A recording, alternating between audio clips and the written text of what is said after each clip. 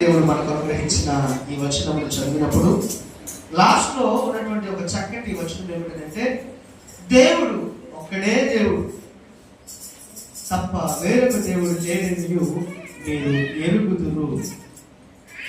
దేవుడు ఒక్కడే, వేరే దేవుడు లేడని మీరు ఎరిగేలా చేస్తాను, తెలుసుకోవాలి అని వాక్యం తెలియజేస్తుంది. ఆ కింద కొన్ని వచనాలు ఒకవేళ చదివితే, దేవతలను పడిన వారును ప్రభువులను పడిన వారును అనేకులు ఉన్నారు.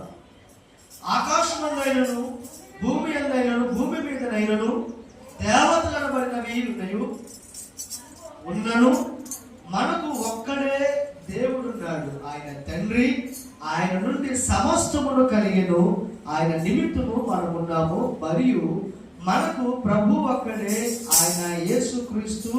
ఆయన ద్వారా సమస్తమును కలిగెను, ఆయన ద్వారా కలిగిన వారము. దేవునికి స్తోత్రం, హల్లెలూయా.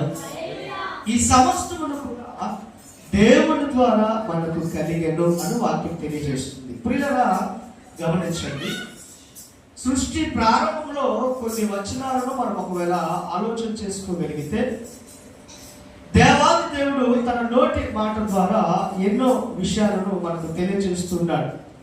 నోటి ద్వారా 6 రోజులను పనిచేసినటువంటి దేవాది దేవుడు 7వ రోజు ఒక మనుషుడును చేస్తున్నట్లుగా మనం చూస్తున్నాం.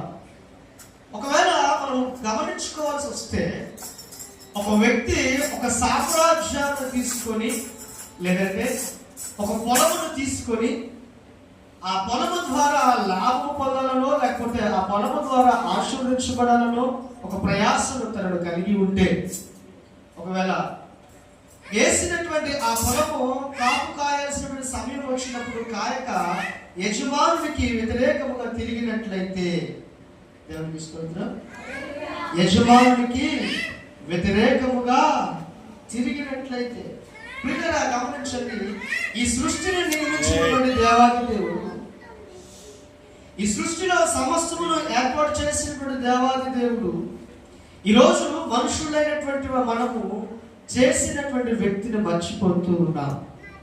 చేయబడుతున్నటువంటి వాటిని పొందుకుంటున్నాము, కానీ చేసినటువంటి వ్యక్తిని మర్చిపోతున్నాం. దేవునికి స్తోత్రం, హల్లెలూయా, హల్లెలూయా. ఈ వచనం ఒకవేళ దొరకకపోతే